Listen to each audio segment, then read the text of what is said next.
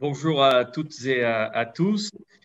Merci de nous retrouver pour ces débats du Conseil national des barreaux et aujourd'hui avec un focus sur les Outre-mer.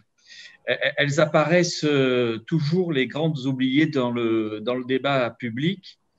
C'est vrai pour les politiques publiques. C'est vrai, manifestement, on va le voir en ce qui concerne l'accès au droit ou plus généralement le service public ou l'accès au service public de la justice. C'est parfois vrai aussi pour les sondeurs. On nous le faisait observer, qui ne testent que rarement les habitants ultramarins qui comptent dans la vie de la République. Et le Conseil national des barreaux a commandé une étude qui, pour la première fois, donc, recueille le ressenti des citoyens ultramarins sur l'accès au droit.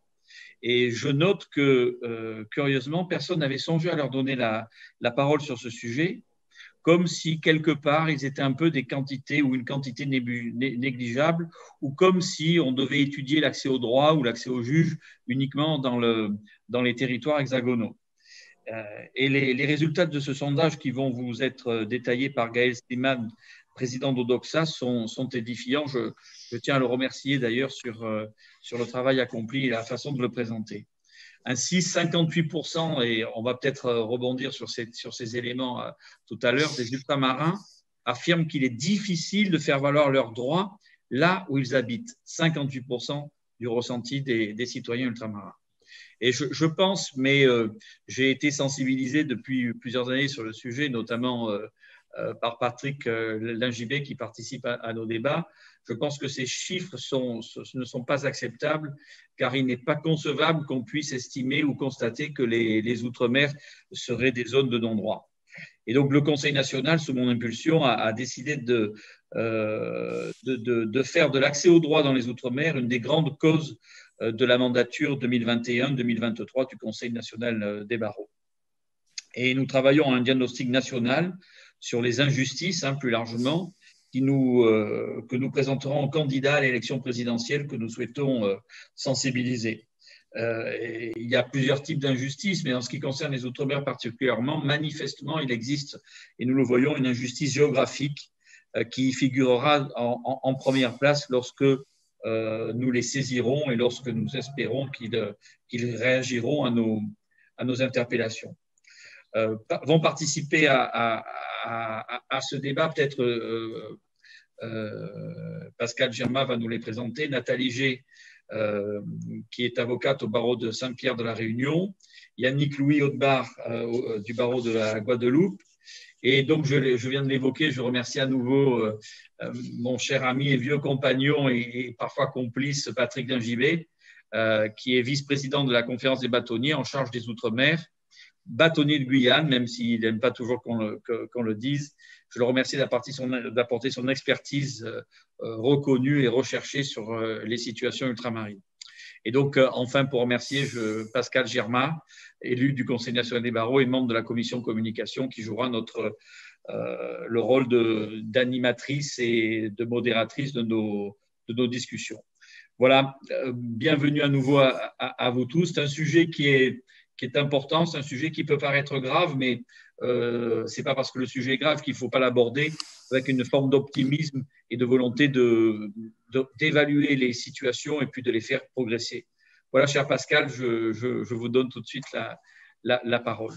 Merci, Monsieur le Président du Conseil national des barreaux. Je suis très honoré d'avoir ce rôle de modérateur aujourd'hui sur un sujet aussi vaste que l'accès au droit et l'accès aux droits, puisque le baromètre qui a été réalisé en concertation avec le Conseil national des barreaux et Gaël Sliman, le président d'Odoxa, met en évidence les inégalités sur le territoire national entre les régions, certaines régions de la métropole, parce que hormis finalement l'Île-de-France, beaucoup de régions, y compris la Bretagne et le Grand Est, sont particulièrement défavorisées, que le sentiment des Français voit un recul des libertés fondamentales qui n'est pas forcément lié à des problèmes conjoncturels, c'est un problème structurel, que l'organisation judiciaire pose problème et le maillage territorial est également un sujet clé, et que la profession d'avocat, finalement, qui est présente sur tout le maillage national, est là dans ce sondage pour démontrer avec force le rôle de l'avocat pour le justiciable. Donc, sans déflorer le sujet, parce que je donnerai bien sûr la parole en premier à Gaël Slimane pour qu'il nous livre les résultats de ce baromètre. Je tiens à présenter en deux mots chaque candidat. Je vais peut-être commencer, puisque j'ai la parole, pour me présenter. Donc, je suis avocate, je suis membre de la commission communication institutionnelle au CND, et c'est en cette qualité que je suis modérateur. Donc, je vais laisser la parole à Gaël Slimane pour se présenter, puis ensuite un tour de rôle de chacun, et ensuite Gaël Slimane reprendra la parole pour nous livrer les conclusions de ce baromètre. Voilà, je ne serai pas plus longue pour le moment. Yannick, si tu veux bien prendre la parole. Oui, alors je me présente, Yannick Claude Barre, je suis du barreau de Guadeloupe, Saint-Martin et Saint-Barthélemy. Je suis élu au CNB, je suis très contente d'être là et je suis très contente que le président Gavaudan ait dit que l'outre-mer serait une des grandes causes de sa mandature. Je suis très honorée. Merci. Patrick? Oui. Patrick. Oui. Alors, tu peux bien te présenter, voilà. Oui. Moi, je donc, je suis vice-président de la conférence des bâtonniers et du barreau de la Guyane. Donc, je me satisfais, même si le combat, effectivement, mérite d'être amplifié, effectivement, de cette problématique soulevée, puisque l'outre-mer est pluriel, est le grand oublié, effectivement, de la République. Mais j'aurai l'occasion de m'exprimer là-dessus. Bien sûr. Nathalie G. Bonjour à tous, donc je suis avocat au barreau de Saint-Pierre de la Réunion, dont j'ai été le bâtonnier pendant 2 ans. Je suis élue au Conseil national des barreaux pour la 2e fois, c'est mon 2e mandat, membre de l'Observatoire, et donc avec Yannick, nous sommes toutes les deux à la défense des Outre-mer au Conseil national des barreaux. Même si notre élection n'est pas spécifique au Drôme, mais nous sommes présentes toutes les deux pour rappeler en tout cas notre existence au Conseil national des barreaux. Et je suis très heureuse que ce débat justement nous donne la parole sur un sujet aussi sensible. Merci Nathalie. Gaël Slimane, si vous voulez bien vous présenter. Bonjour à tous, j'espère qu'on m'entend bien avec le casque. Je suis ravi d'être avec vous pour vous présenter les résultats de ce baromètre. Et je suis le président et le cofondateur de l'Institut de sondage Odoxa, qui a la particularité de ne travailler quasiment exclusivement que sur des problématiques d'intérêt général. On ne travaille quasiment pas sur des études marketing, ce qui est l'essentiel du travail des instituts traditionnels, mais on s'intéresse de près à tous ces grands sujets institutionnels, que ce soit sur la politique, sur la santé, ou ici sur l'accès aux droits et le maillage territorial qui en résulte. Très bien, merci. Si vous voulez bien présenter donc une synthèse et les développements de ce baromètre et les conclusions qui s'évincent de ce travail. Alors, je vais tâcher, on a fait des tests, normalement on devrait y arriver, un partage d'écran. Surtout, n'hésitez pas à me dire si l'opération a réussi. C'est la joie des directs, comme on dit. Je vais le mettre en grand écran. Alors, est-ce que vous le voyez tous à présent en grand écran? Oui. Parfait. Donc, le baromètre des droits et de l'accès aux droits en France, on s'appelle baromètre parce qu'on a, avec le CNB, une ambition de suivre dans la durée et dans le temps les perceptions de nos concitoyens sur le sujet. Et le président Gavaudan l'a dit, mais je tiens à le souligner, c'est un fait, sinon exceptionnel, du moins extrêmement rare, que d'avoir des commanditaires d'études qui nous disent qu'ils souhaitent non seulement s'intéresser à la population de France métropolitaine, mais aussi aux DROM et aux ultramarins, et qui font l'effort, et on l'a fait avec eux, de pouvoir intégrer dans l'étude la population des ultramarins, parce que c'est un détail technique, hein, mais sachez que la plupart des sondages que vous voyez et qui sont réalisés et présentés comme représentatifs de la population française sont en réalité des sondages représentatifs de la population de France métropolitaine pour des questions de plus grande difficulté technique, évidemment, d'interroger les ultramarins.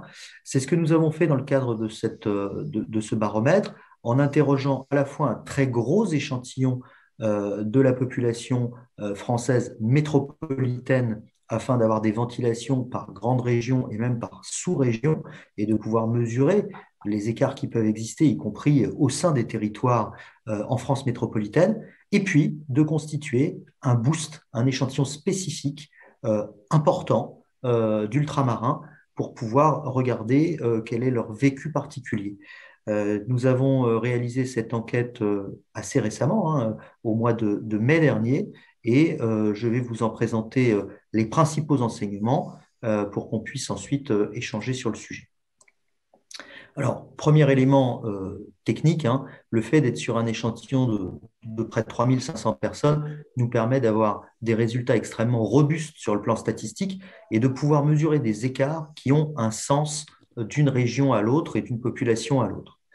Premier élément, un sentiment partagé par l'ensemble des Français sur l'ensemble du territoire métropolitain ou non, qui malheureusement est que les libertés publiques et individuelles et plus largement les droits fondamentaux des Français ont eu tendance à reculer depuis ces dernières années. Les 3/4 de nos concitoyens font ce constat. Et j'ajoute que l'on pourrait imaginer que ce serait peut-être à cause des périodes de confinement et des privations de liberté très particulières que nous avons vécues à l'occasion de la crise sanitaire que les gens penseraient cela. Ça n'est pas le cas, puisque lors de la première vague du baromètre, effectuée il y a 2 ans avant la crise Covid, nous étions déjà sur ce sentiment donc d'une tendance durable au recul des libertés publiques et des droits fondamentaux. Ce sentiment, il est partagé sur l'ensemble du territoire. On vous propose ici une carte à la fois de la métropole et une présentation de la moyenne outre-mer, où on voit qu'il est partagé par tous et il est particulièrement important dans les territoires dont on verra plus tard qu'ils se sentent eux-mêmes plus particulièrement un petit peu en désert institutionnel ou en désert juridique. C'est le cas du Grand Est, c'est le cas de la Bretagne et c'est le cas plus encore de l'outre-mer où on est 7 points au-dessus de la moyenne nationale avec 84% d'habitants qui ont le sentiment que les droits fondamentaux reculent en ce moment. Plus intéressant et plus précis, on a souhaité demander aux Français en métropole et en outre-mer s'ils avaient le sentiment que là où ils habitent, ils pouvaient, 1, facilement faire valoir leurs droits, et 2, ils pouvaient facilement accéder aux tribunaux. Alors, Dieu merci, la réponse majoritaire est positive. On a, même si ce n'est pas très facilement, là, vous voyez qu'il y a peu de gens qui le pensent, mais globalement, on a un peu moins des 2/3 ou un peu plus de 60% des Français qui nous disent « Oui, là où j'habite, je peux facilement faire valoir mes droits. Là où j'habite, je peux assez facilement accéder à des tribunaux. » Mais vous avez quand même, premier élément, un niveau préoccupant de la population française, plus d'un tiers, qui nous répond non à cette question. Et quand on regarde la carte, eh bien on se rend compte que, et ça arrive souvent dans les sondages, hein, derrière les moyennes, il y a des disparités qui sont spectaculaires d'un territoire à l'autre. En l'occurrence, le fait de penser que l'on ne peut pas facilement faire valoir ses droits, on est en moyenne à 37%, mais vous avez certaines régions où ça se passe relativement bien, comme l'Île-de-France, où seulement 33% des Franciliens nous disent qu'ils n'y parviennent pas à faire valoir facilement leurs droits, mais vous avez des régions métropolitaines où les niveaux deviennent vraiment préoccupants. C'est le cas de la Normandie, c'est le cas de la région Bourgogne-Franche-Comté, où on est à un peu moins d'une personne sur 2. Et là où la situation est vraiment très préoccupante, c'est dans les Outre-mer, où on a en moyenne, sur l'ensemble des territoires d'Outre-mer, 58% des personnes interrogées qui nous disent « Non, je ne peux pas facilement faire valoir mes droits », avec finalement des niveaux qui sont disparates selon les territoires d'outre-mer, mais qui sont très élevés en réponse négative. En Guyane, 70%, aux Antilles, 60%, et à La Réunion et Mayotte, 63% répondent négativement à cette question. Sur le fait de pouvoir accéder facilement à des tribunaux, ceux qui pensent que ça n'est pas possible sur leur territoire, encore une fois, on va les retrouver en métropole, particulièrement en Normandie, en Bourgogne-Franche-Comté, où on atteint quasiment une personne sur deux, et sur certains territoires d'outre-mer, comme par exemple de nouveau en Guyane, où on culmine à 55%, avec une moyenne nationale à 36%. Mais finalement, plus encore que la difficulté d'accès aux tribunaux, ce que l'on voyait sur le slide précédent s'agissant de la singularité des Outre-mer, c'est ce sentiment plus global qu'on ne peut pas faire facilement valoir ses droits sur son territoire quand on est en Outre-mer. Cette tendance, malheureusement, elle risque de s'accroître. Les Français en sont convaincus. Ils nous disent que l'accès aux droits des Français, elle est devenue depuis ces dernières années plus difficile. Enfin, il est devenu plus difficile. Les 2/3 de nos concitoyens le pensent. Et là encore, si le sentiment est négatif et très largement partagé sur l'ensemble du territoire, il est particulièrement notable à la fois en France métropolitaine, dans les territoires précédemment cités, en Normandie, en Bourgogne-Franche-Comté, où on peut avoir parfois il y a des déserts médicaux dans certains de ces territoires, il y a aussi des déserts juridiques, si j'ose dire, mais on l'observe aussi de nouveau en Outre-mer, où, pour ne pas se fatiguer, on va dire qu'à peu près systématiquement, la situation apparaît plus difficile que la moyenne nationale, quelle que soit la thématique évoquée. Alors, quand on parle d'accessibilité au droit et à la justice, quels sont les éléments qui sont les plus importants pour nos concitoyens? Eh bien, un élément qui est central, et ça tombe bien, c'est le fait de pouvoir accéder aux avocats, parce qu'il est important que les justiciables soient bien conseillés et défendus, et à un niveau comparable, l'accès aux informations publiques et judiciaires, parce qu'il est essentiel que les Français soient mieux informés des droits, des lois et des procédures. C'est cela qui est vraiment central quand on interroge nos concitoyens sur l'ensemble du territoire d'ailleurs, s'agissant de ce qui est vraiment important pour l'accessibilité au droit et à la justice.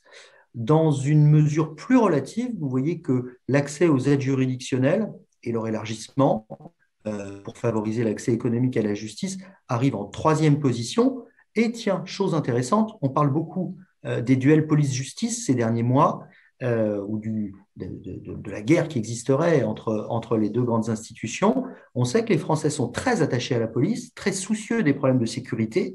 Et bien pour autant, l'accès à la police, qui est un point d'entrée essentiel vers la justice, est quelque chose qui ressort bien moins que l'accès aux avocats dans la question qui est posée. Je précise que l'accès physique aux tribunaux qui se pose avec une acuité particulière sur certains tribunaux, sur certains territoires, pardon, c'est un vrai problème, mais ce n'est pas forcément ce qui est pointé en priorité par nos concitoyens. C'est vraiment l'accès aux avocats qui prime à leurs yeux. Concernant les obstacles qui freinent l'accès à la justice selon eux, on retrouve toujours au fil des années les mêmes reproches, et notamment celui des délais de la justice pour rendre ses décisions, qui ressort très largement en priorité, bien davantage que son coût pour les justiciables, ou même que le manque d'accès aux informations juridiques, qui est pourtant un point important à leurs yeux par ailleurs, hein, ou encore que la difficulté d'accéder physiquement aux juridictions. Donc, cette question des délais reste un élément central de leurs attentes, en tout cas en perception. Alors, faciliter l'accès des Français aux avocats, il n'y a aucun doute, c'est quelque chose qui, pour l'immense majorité de nos concitoyens, facilitera, améliorera l'accès au droit. 82% des Français le pensent, et un peu plus d'un quart en est même tout à fait convaincu.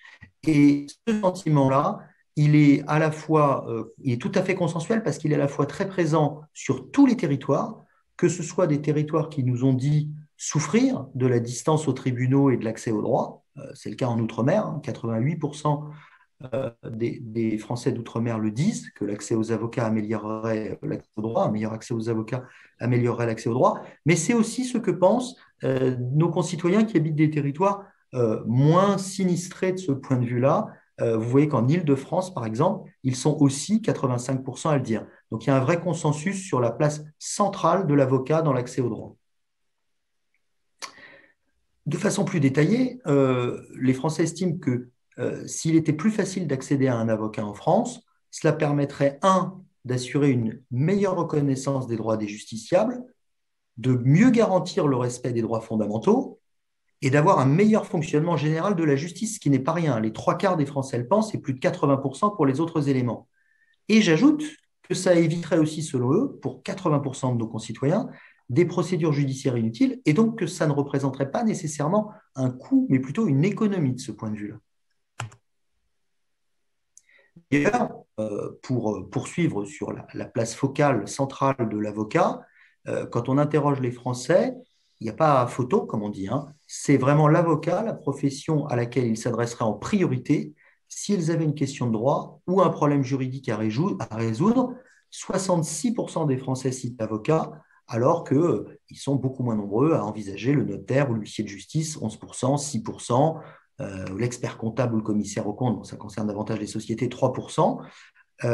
Et donc, vous voyez que l'avocat est vraiment, en théorie, la personne vers qui on se tournerait le plus. Ensuite, les différents domaines sur lesquels on pourrait avoir besoin d'un conseil juridique, ils sont très variés.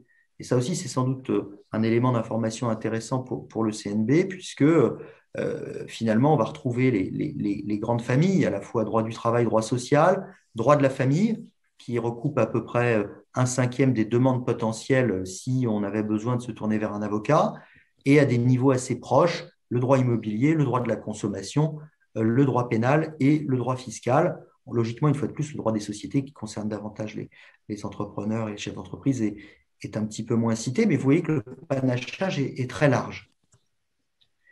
Et si les Français sont aussi, accordent une place aussi importante à l'avocat en tant que finalement pilier de la justice dans notre pays, c'est peut-être parce qu'ils connaissent plus qu'on ne pouvait le croire les avocats.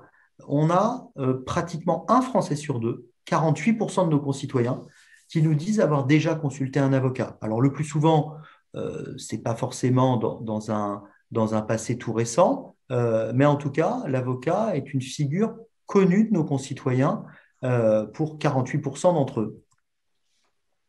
Quand on regarde la répartition sur le territoire, on voit que notamment, c'est dans la partie sud du territoire et dans les Outre-mer que la consultation d'un avocat a été la plus fréquente au cours de sa vie, ce qui peut potentiellement s'expliquer aussi par un certain nombre d'exils de concitoyens franciliens, par exemple, vers ces territoires pour passer leur retraite, et donc une présence accrue sur certains de ces territoires de personnes aisées et âgées qui ont pu consulter des avocats un peu plus que la moyenne.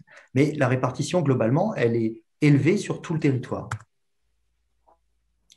Alors, en général, la façon dont on s'est procuré les coordonnées de cet avocat, eh bien, c'est essentiellement le conseil personnel, le fait de demander à un proche qui ressort en priorité, puis la recherche via un moteur de recherche, et ensuite en contactant le barreau de sa ville ou en cherchant sur un site spécialisé.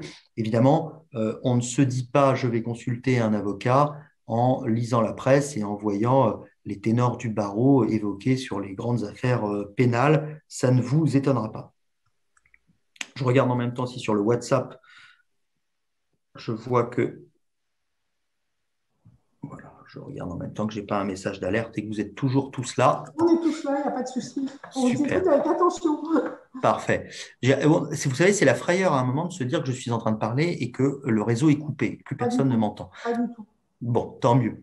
Alors, ce que j'ai trouvé intéressant, au-delà des informations clés que je vous ai livrées tout à l'heure sur les inégalités sur le territoire, singulièrement dans les Outre-mer, ce que j'ai trouvé intéressant, c'est que, alors même que l'on accorde une place si centrale à l'avocat, que c'est celui vers qui, a priori, on se tournerait le plus, que c'est celui que l'on estime le plus compétent face à un problème de droit, que l'on connaît finalement d'assez près, les avocats, pour un Français sur deux, eh bien, quand on a un problème juridique en France, les Français, ce n'est pas directement vers les avocats qu'ils se tournent en premier.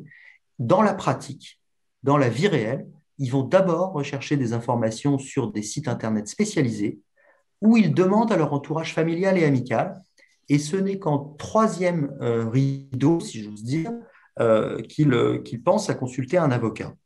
Donc ça, c'est intéressant. Ce n'est pas forcément étonnant ou grave, puisqu'on peut penser qu'avant de consulter un avocat, ils demandent conseil à leur famille. On a vu tout à l'heure que c'était un élément qui se faisait.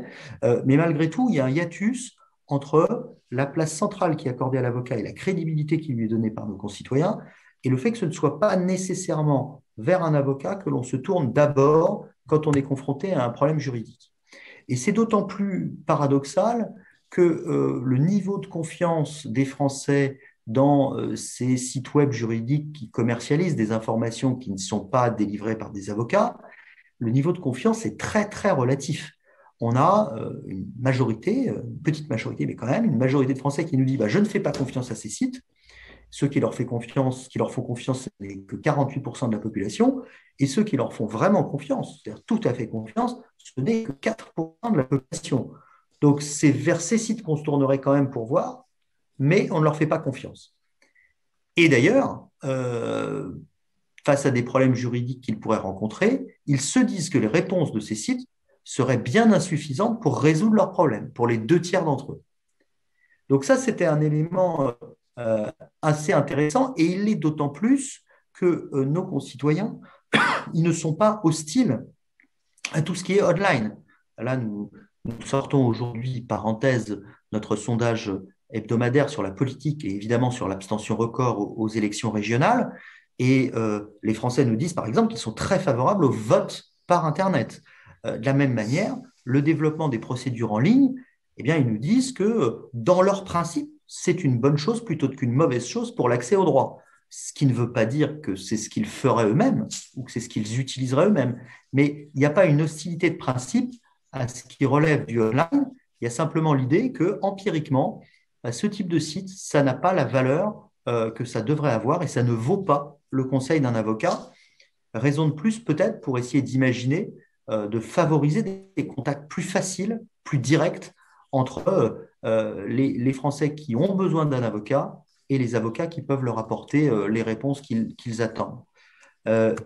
J'en ai terminé avec la présentation. Je voulais balayer tout ça rapidement. Je vous laisse à l'écran, peut-être, si vous le souhaitez, les principaux enseignements, mais vous les aviez déjà bien en tête. Donc, je vais peut-être arrêter le partage d'écran. Comme vous voulez. Et vous laisser la parole pour me poser des questions, si vous le souhaitez. Voilà. Alors, peut-être avant de poser les questions, on va peut-être rebondir déjà sur votre baromètre, en ce sens que vous posez un état des lieux qui est assez alarmant. Et ce que je vois en synthèse dans les questions, et je vais donner la parole à Patrick Linguibé, c'est qu'on nous dit, il y a beaucoup de problèmes matériels, un manque de moyens humains et matériels qui a encore plus d'acuité dans les territoires d'outre-mer. Et quelles sont les solutions pour y remédier? Voilà, donc Patrick Linguibé, si tu veux bien rebondir sur cette question qui est large. Oui, alors d'abord, en fait, les chiffres qui ont été donnés ne sont que révélateurs et je dirais confirment une situation qui déjà avait été effectivement diagnostiquée il y a quelques années, et j'en veux pour preuve effectivement une phrase qu'avait donc dite Jacques Toubon devant la délégation sénatoriale, dont c'était le 21 novembre 2019, où il disait qu'effectivement, on a le sentiment qu'à beaucoup d'égards, les habitants des départements et territoires d'outre-mer n'ont pas le même accès au droit. Ils ont un accès au droit inférieur à ceux qui existent en métropole. Donc, cette étude ne fait que confirmer. Alors, il y a quand même, en fait, avant de répondre à la question, il faut bien voir, en fait, que les internautes comprennent bien de quoi nous parlons d'outre-mer. Parce que l'outre-mer n'a pas de…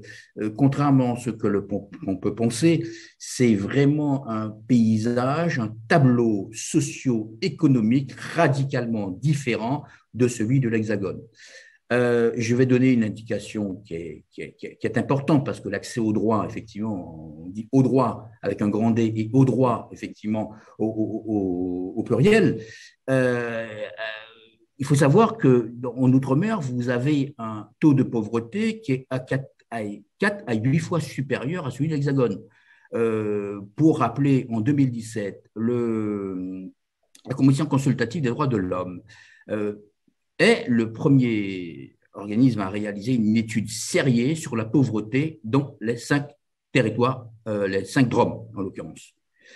Et elle tire des chiffres ahurissants. Pour vous rappeler, le taux en 2017, le taux de pauvreté dans l'Hexagone était de 13,20%. 2 chiffres qui va vous parler. La Guyane représentait, suivant cette étude, 61,2% de taux de pauvreté. Mayotte, 84,5%. Et tous les autres territoires, les 3 autres, effectivement, DROM, présentaient des chiffres là-dessus. Alors, ça veut dire quoi, en fait? Quand je parlais de tableaux radicalement différents, c'est qu'effectivement, on a tendance, il n'y a pas d'élément de comparaison. Si vous comparez, effectivement, un taux de pauvreté de 13% ramené, effectivement, à celui, par exemple, de la Guyane ou de Mayotte à 84%, qui a été confirmé, d'ailleurs, à chose près par l'INSEE, il faut savoir que vous avez, effectivement, un tableau. Alors, qu'est-ce que ça moins? À cela aussi s'ajoute en Outre-mer, aussi, puisqu'on parle des numériques, comme effectivement des outils d'accès au droit qui va faciliter. Il faut savoir que corrélé à cette pauvreté qui est atavique d'ailleurs, vous avez effectivement une fracture numérique. Vous avez des zones, si je prends l'exemple de mon territoire, où effectivement vous n'avez pas accès, vous ne pouvez pas avoir accès au droit. Si vous n'avez pas un contact physique, le numérique ne vous aura effectivement n'offrira pas effectivement de solution. Alors, la problématique vient de quoi? Il faut savoir qu'à la chancellerie, vous n'avez pas en fait de focus sur l'outre-mer. Je veux dire par là que tous les programmes, tous les systèmes effectivement politiques publiques pensés, ce n'est pas propre à l'outre-mer uniquement, parce que même effectivement, nous sommes censés avoir un ministère des Outre-mer, bon, parfois on peut se demander à quoi il sert, effectivement, en fait, il n'y a pas de logique d'approche ultramarine. Donc ça veut dire, en l'occurrence, je vous prends un exemple très simple, qui a fait l'objet justement de travaux qui avaient été menés effectivement au niveau du Sénat. Il avait été démontré que l'approche des constructions de bâtiments de justice vieillissait plus effectivement en Outre-mer. Pourquoi? Parce qu'effectivement, au niveau hexagonal, on ne prenait pas en compte le taux, notamment parce que vous n'avez pas les mêmes températures, effectivement, et vous avez une usure qui est plus accélérée, 4 à 8 fois. Voilà, effectivement. Donc, il y a bien un problème, effectivement, de logistique, outre qu'effectivement, ce sont des territoires très loin, basés sur des bassins de vie qui sont radicalement différents, qui ne sont pas européens et qui ne sont pas méditerranéens, où vous avez effectivement, vous êtes dans des contextes totalement différents. Et qui, et on pourrait multiplier territoire par territoire, parce que chaque territoire ayant des problématiques spécifiques. D'accord. Très bien, merci. Yannick, est-ce que vous voulez rebondir sur ce sujet pour savoir si pour les Antilles, c'est exactement la même situation?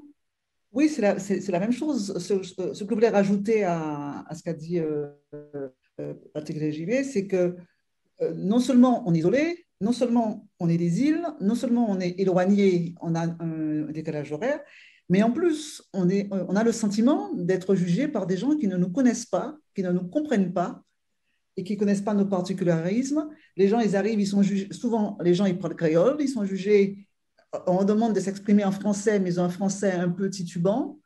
Le juge qui est arrivé, qui sort de l'école, qui sait que la langue, la langue nationale, c'est le français, qui ne comprend pas, parce que même si on parle français, on a déjà un accent différent, on a des vocabulaires différents. Et la justice, c'est vrai, je voulais le dire, la justice, pareil pour les Antillais, je pense que c'est pareil pour les autres outre-mer, c'est une justice de riches, c'est une justice de blancs, et c'est une justice coloniale. Donc, d'où cette défiance vis-à-vis des juges, vis-à-vis des tribunaux et vis-à-vis de tout ça. Voilà, c'est ce que je voulais rajouter à ce qu'avait dit Patrick Légivet. Merci Yannick. D'ailleurs, tu réponds par anticipation à l'une des questions qui était de dire est-il saugrenu, réaliste ou subversif de parler de justice coloniale dans les Outre-mer? Tu y as répondu.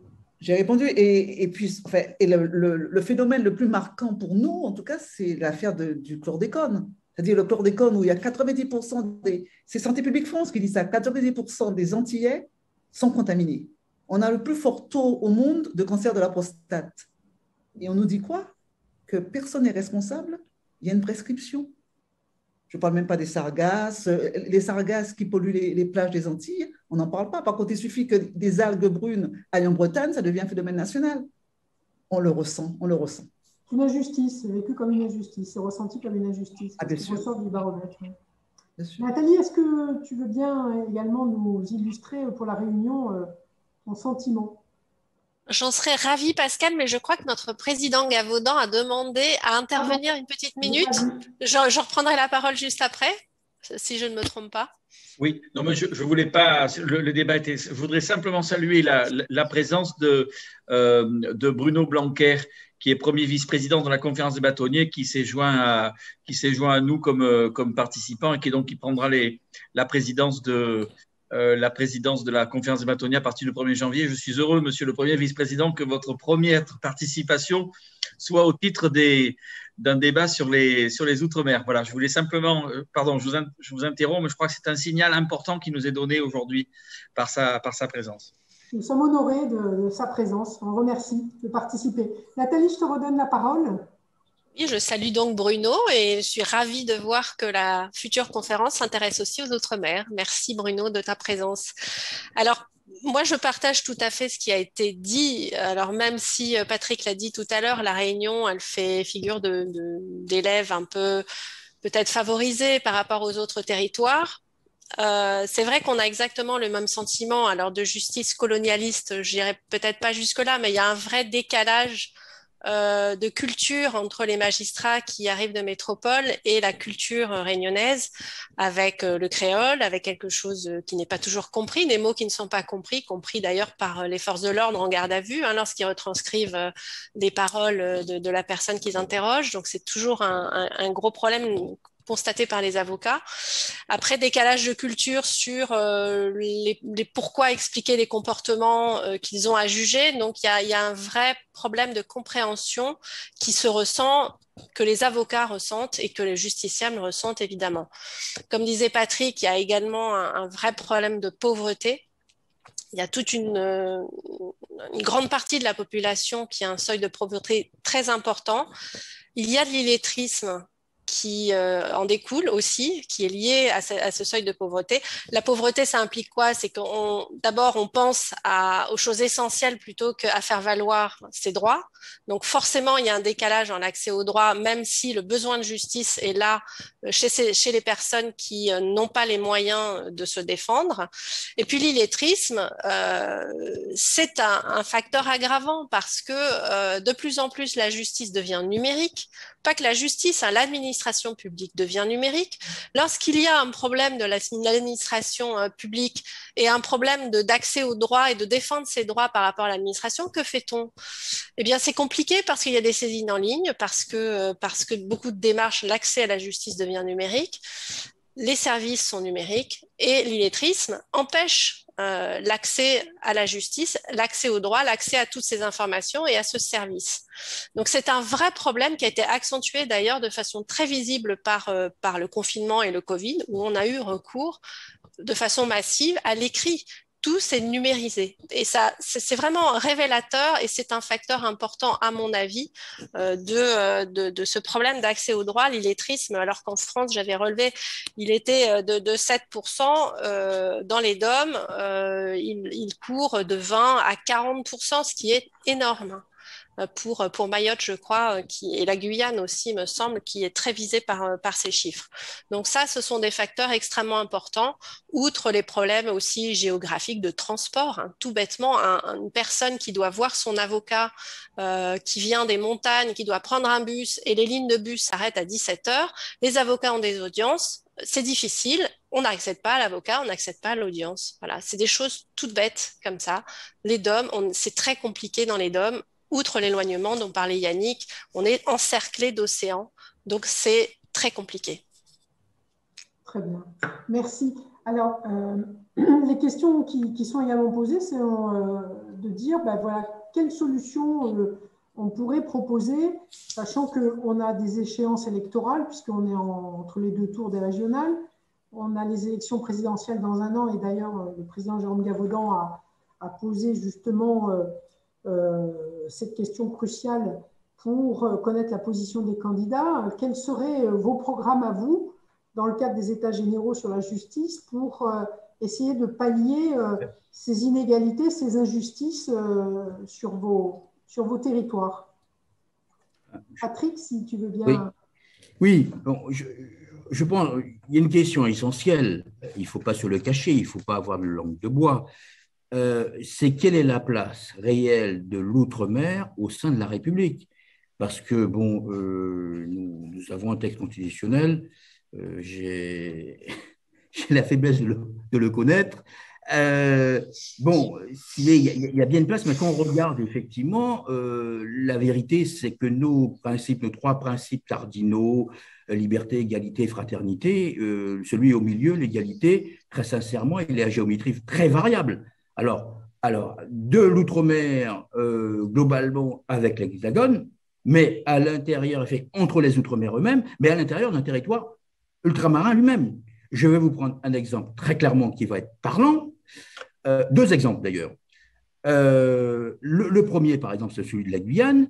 Il faut savoir qu'effectivement, la Guyane, c'est la superficie de la région de l'Aquitaine, avec effectivement en moins effectivement les moyens de communication. Eh bien, quelqu'un qui est en garde à vue, en l'occurrence, dans une commune isolée, parce qu'on met les gens en garde à vue, on sait très bien qu'ils ne vont pas avoir d'avocat, mais on les met. Ben, il n'aura pas strictement d'avocat.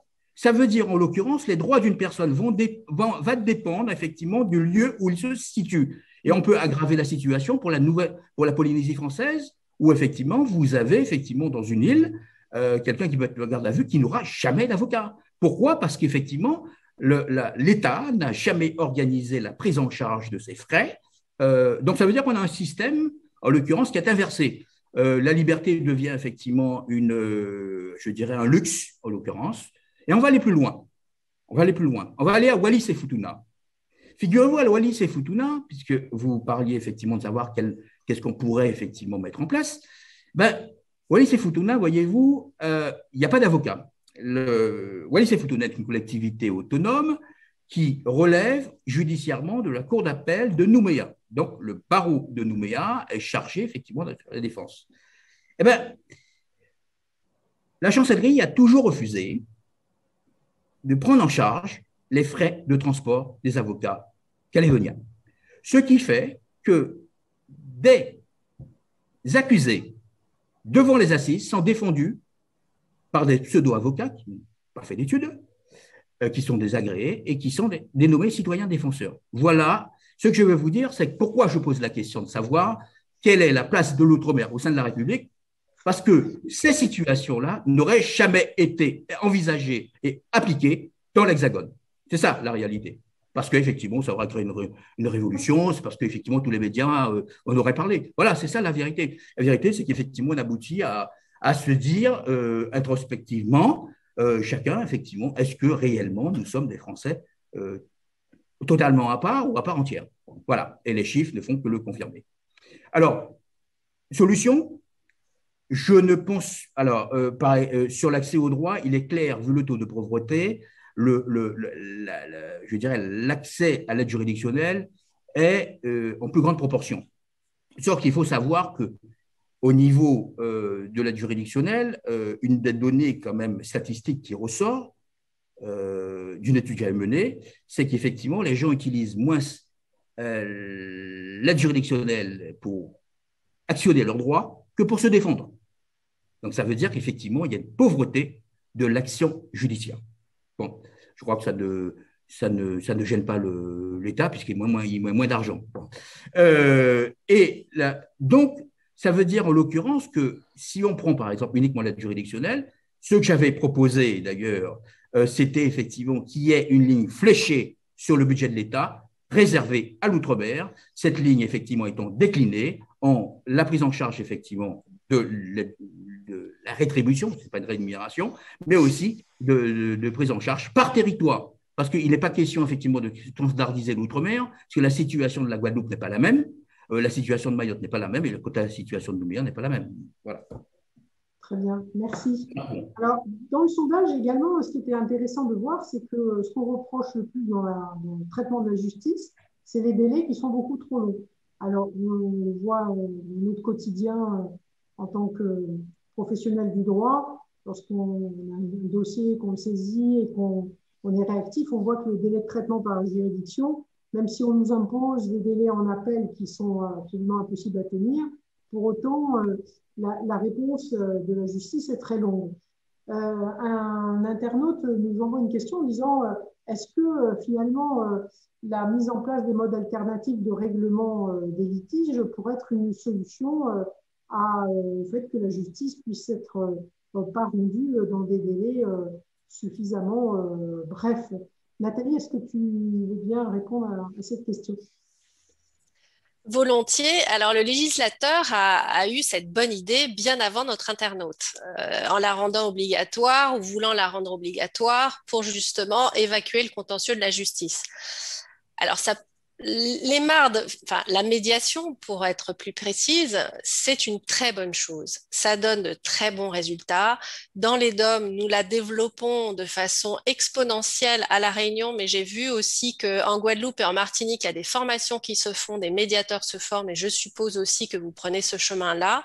Et c'est une très bonne chose que les avocats puissent proposer cet outil qui permet aux personnes de continuer à se parler et à éviter justement le choc judiciaire, parce que c'est toujours un choc, malgré tout, pour le justiciable. Pour autant, je ne pense pas qu'on doive l'utiliser pour écarter le justiciable de son juge. En France, il y a un vrai besoin du justiciable d'être entendu par un juge et de voir parfois son litige tranché par un juge, parce qu'on fantasme beaucoup la justice aussi, ça doit être certainement la même chose sur le continent. On fantasme son juge et parfois il y a besoin d'accéder à son juge. Donc les délais, c'est une réalité. Le manque de moyens, c'est une réalité partout, ça l'est aussi dans les DOM. La véritable solution, c'est de donner des moyens à la justice. Évidemment, les avocats prennent leur part depuis très longtemps en travaillant de façon normale dans des dossiers où ils ne sont qu'indemnisés au titre de l'aide juridictionnelle.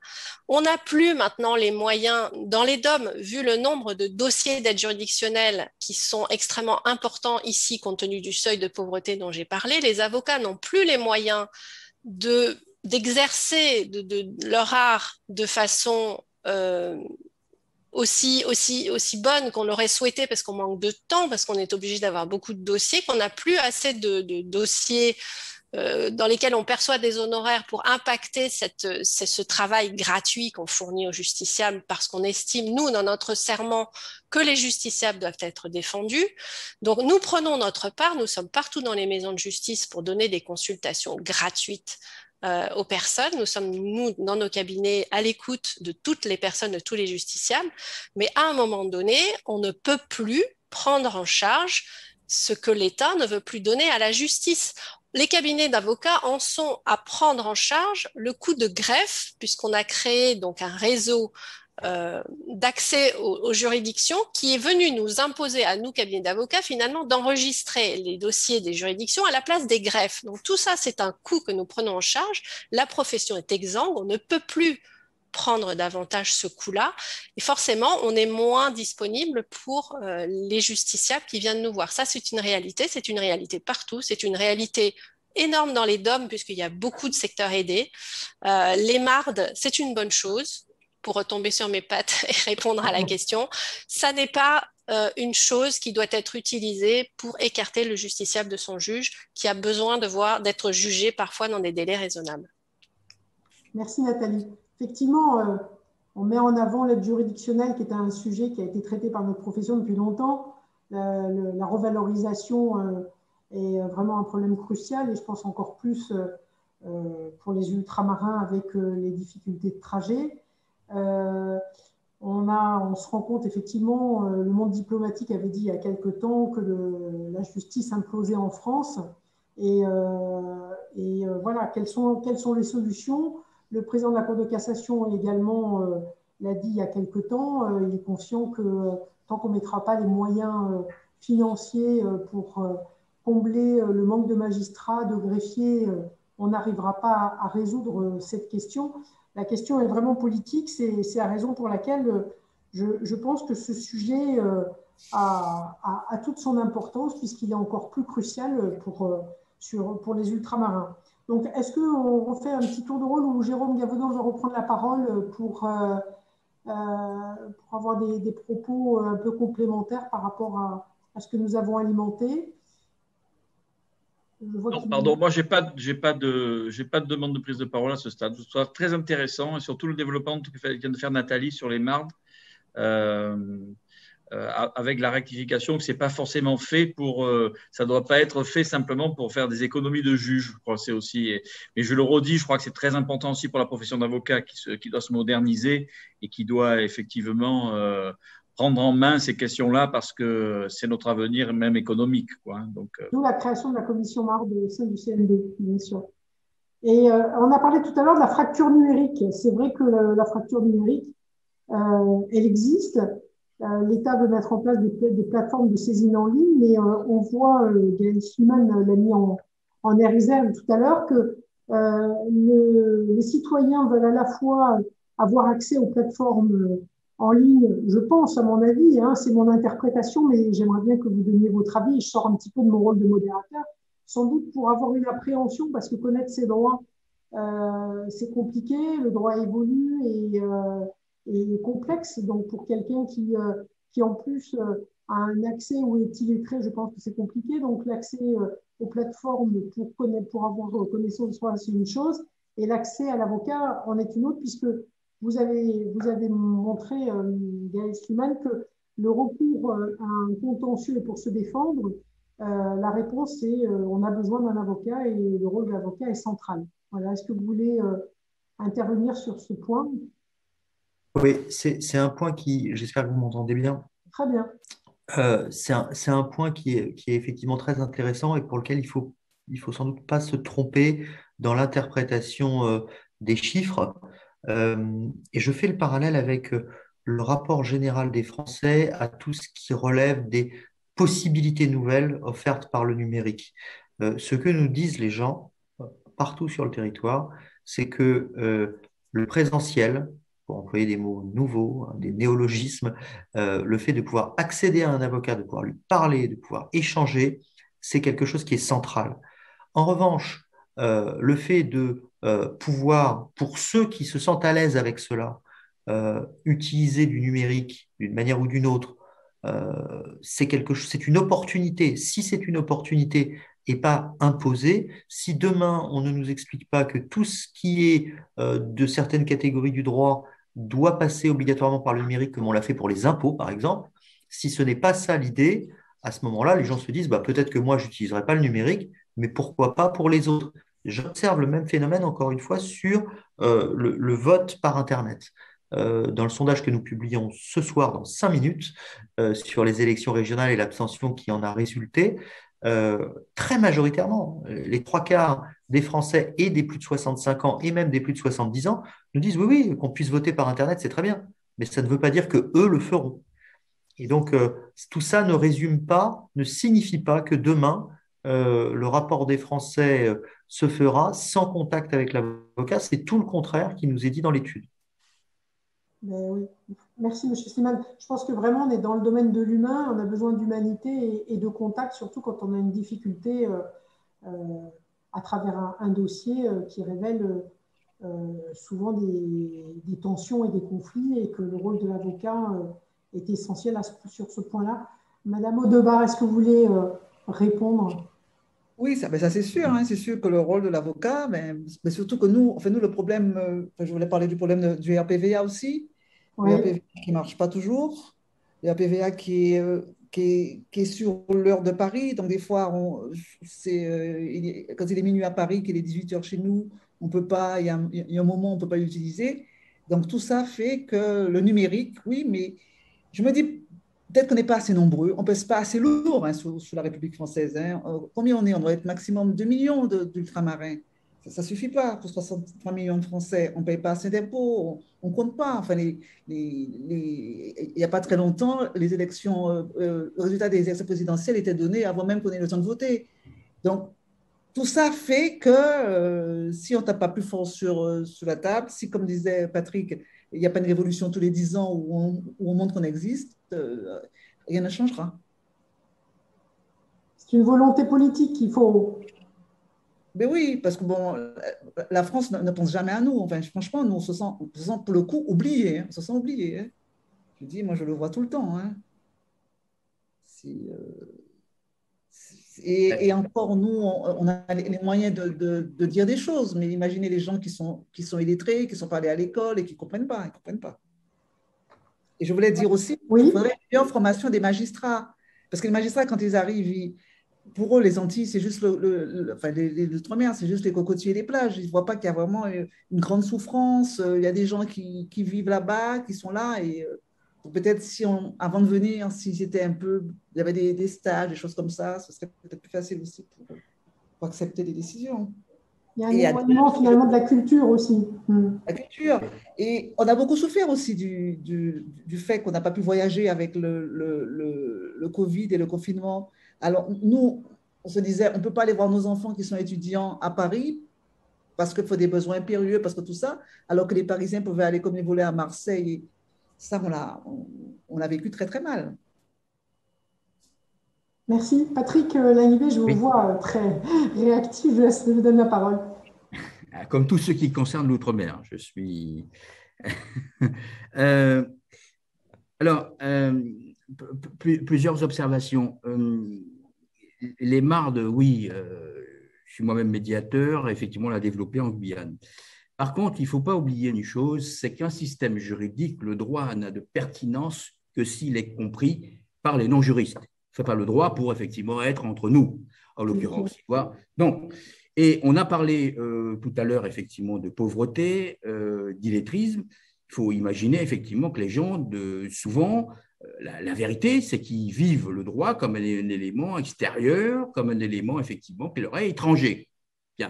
Et surtout que c'est rendu par des personnes qui effectivement n'ont pas de lien avec eux, en l'occurrence même culturel. Donc c'est difficile de comprendre l'autre, qui a une culture particulière, puisque effectivement l'histoire, on sait effectivement l'histoire chahutée et je dirais blessante qui sont les nôtres en l'occurrence en tant qu'ultramarins.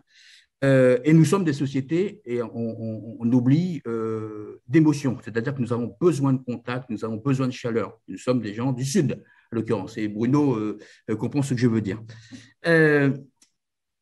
Alors, là, je pense que bon, il y a une réelle fracture, hein, donc si l'État ne décide pas de mettre vraiment les moyens qu'il faut pour répondre à chaque effectivement défi de territoire, je veux vous annoncer d'ores et déjà comment ça va se terminer. Hein. Ça va se terminer, effectivement, comme ça s'est terminé, on l'a montré, en fait, l'histoire l'a montré, c'est par des révolutions sociétales. Hein, ça commencera parce que, inévitablement, au bout, il y a une chose à laquelle on ne pense pas.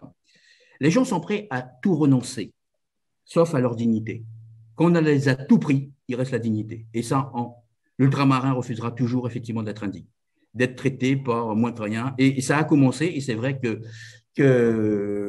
Yannick le disait, mais les motifs impérieux, le fait d'être considéré comme des autres, non pas dans la communauté nationale.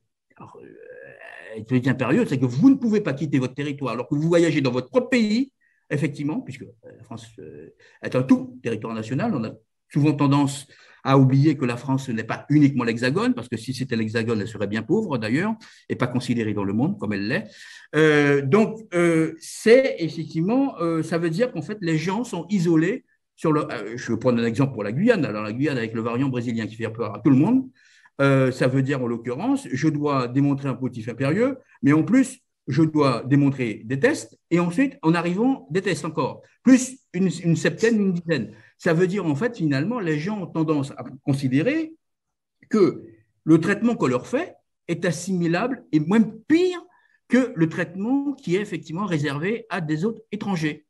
Voilà. Donc, ce sentiment, on ne peut pas lutter contre effectivement une réflexion qui pénètre de plus en plus le monde ultramarin, les jeunesses particulièrement, si on ne rectifie pas un paradigme quelle est la vision j'ai de Paris, de l'ultramarin, de ceux qui me représentent, mais outre-mer, qui est français.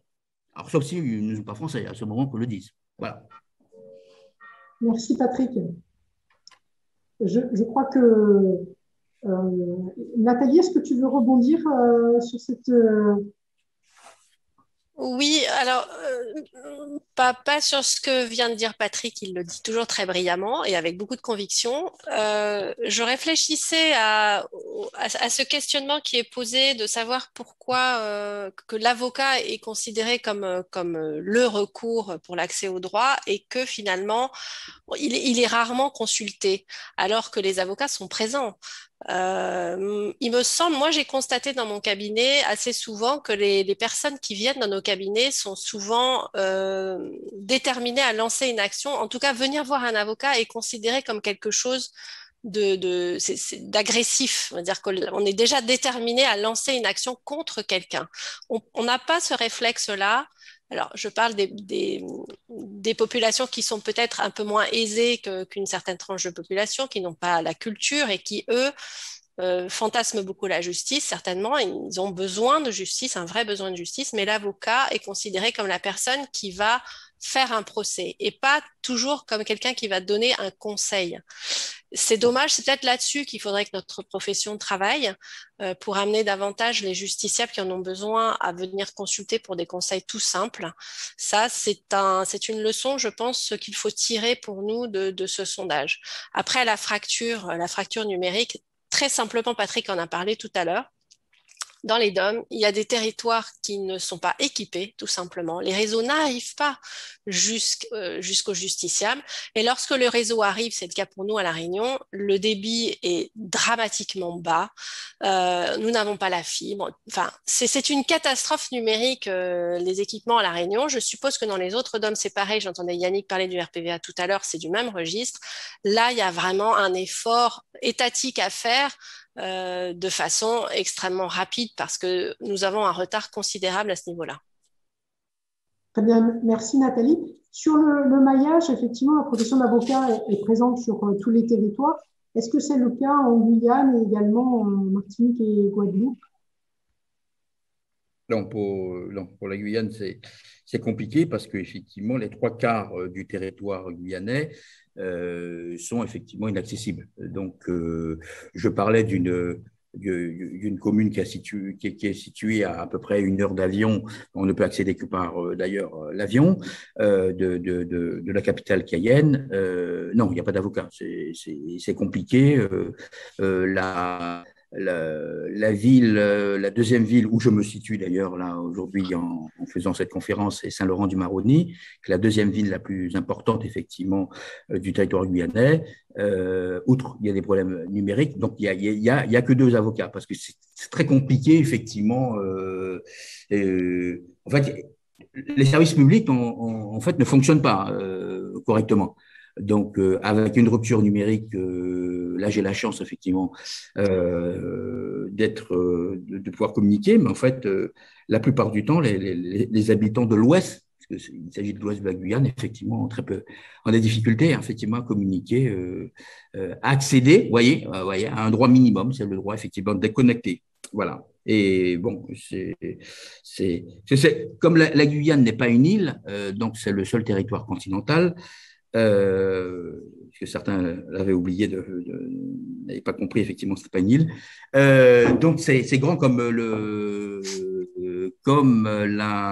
l'Autriche. Donc, avec effectivement toute cette partie qui n'est pas accessible, où il y a des besoins de droit. Alors, on a développé effectivement les avocats, a développé il y a 10 ans les pirogues du droit, donc les avocats guyanais ont décidé d'aller effectivement de casser ce rythme et c'était les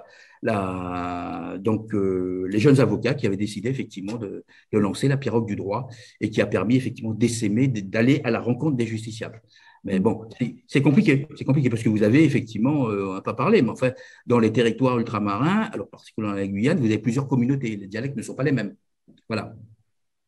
Très C'est pas bien. le français qui est la langue dominante, hein, chez moi. Oui. Alors, Thierry nous pose la question en disant, la situation actuelle n'est-elle pas de nature à créer des zones de non-droit? Oui, Ah ben oui, oui. absolument. Ben oui, mais oui, tout à fait. Oui, oui, oui, bien sûr.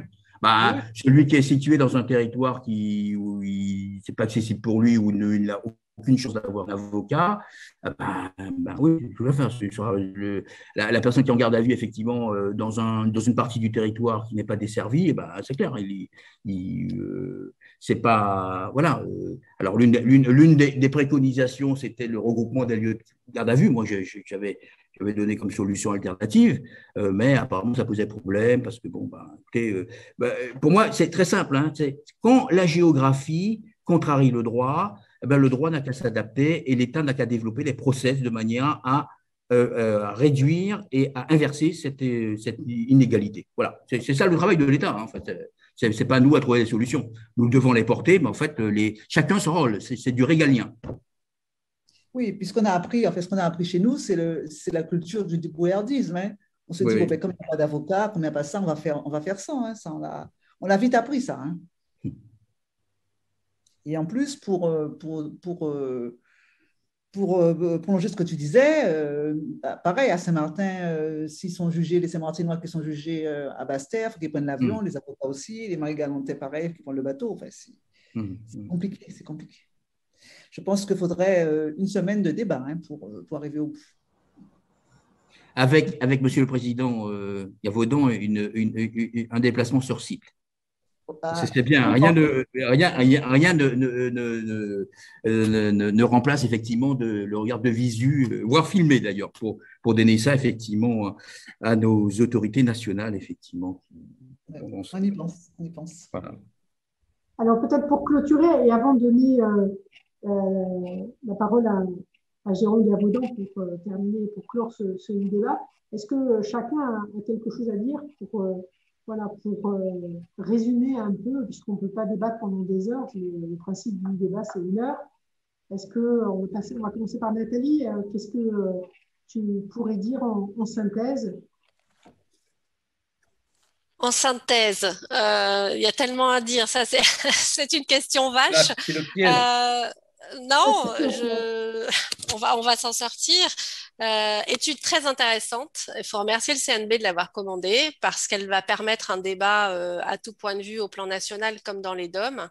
À chaque fois que nous pouvons nous exprimer et exprimer les manques que l'on ressent chez nous, il faut le faire. Donc on est très heureux d'avoir eu la parole.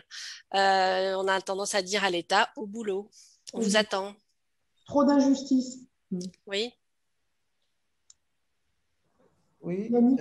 Oui, voilà, pareil, je remercie le CNB. Je suis très contente d'avoir pu faire entendre la voix de l'Outre-mer avec Nathalie et Patrick.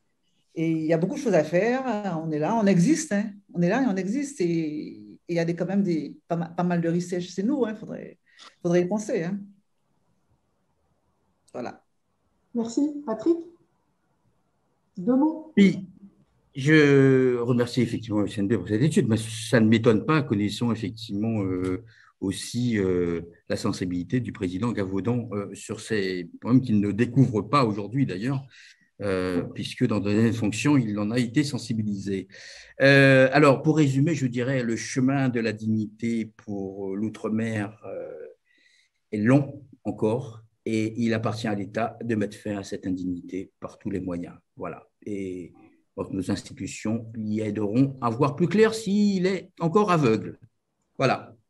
Merci à tous les intervenants, à tous les experts. Merci. Pour la richesse et ces débats nourris qui nous donnent une vision plus claire sur l'état de la situation de l'outre-mer. Monsieur le Président Gavaudan, est-ce que vous avez vous voulez faire la conclusion? Merci Pascal, je clôture. J'ai 2 observations à ce stade. La première, c'est la qualité de nos échanges. fondé, et je l'en remercie encore, sur le sondage concocté par Gaël Sliman, président d'Odoxa. Et cette qualité, c'est la deuxième observation, et qui rebondit sur une ouverture, c'est que je la constate parce qu'il est parfois difficile, quand on a une culture hexagonale, d'aborder la question des Outre-mer avec un équilibre. Nous en avons déjà discuté avec les uns les autres plusieurs fois, en trouvant la spécificité, tout en étant attentif à rappeler les principes républicains et le fait que cette spécificité des territoires ultramarins ne les prive pas d'un lien total et de leur inclusion totale au sein de la République. Et parfois, on peut être piégé dans ce type de débat, l'équilibre à trouver entre spécificités qui doivent être reconnues et pas discrimination, parce que j'entends cette question-là et je trouve que la qualité de nos débats l'a montré, et aussi le support du sondage. C'est très intéressant, la discussion qu'on a sur la prise en compte spécifique des citoyens sondés au sein des Outre-mer, mais la mécanique, enfin, le sondage est très bien inclus dans une globalité totale territoriale de l'ensemble de la nation qui est une et indivisible. Et je trouve que nos échanges, comme le support de sondage, a bien fait la part des choses, nous permettant de ne pas tomber dans ce piège parfois qui peut être mortel de dire il y a une telle spécificité que bon, et là, voilà. Donc, spécificité, ce n'est pas discrimination, ce n'est pas une discrimination ni positive ni négative, c'est retenir une spécificité. Et l'ouverture, c'est que je pense qu'on pourra peut-être se revoir régulièrement dans ce format ou d'autres, parce que je crois que c'est important d'évoluer. On vient de lancer quelque chose, et il est certain qu'au niveau des présidentielles, le barreau et dans son ensemble, les barreaux et le Conseil national en particulier ont leur part effectivement de responsabilité pour attirer l'attention des candidats et des équipes de campagne sur les spécificités que je viens d'évoquer. Voilà, un grand merci à vous tous, et j'espère qu'on aura l'occasion, on a un peu pris de retard, l'occasion de renouveler. Merci particulièrement Pascal Girma, parce que ce rôle des modérateurs n'est pas toujours très simple. Voilà. Je vous remercie. En tout cas, ça a été un plaisir, et effectivement, c'est peut-être la première pierre. Ce serait intéressant de continuer à travailler sur ce sujet. Merci à vous tous. Merci. Merci, au revoir à tous. Au revoir. Merci, au revoir.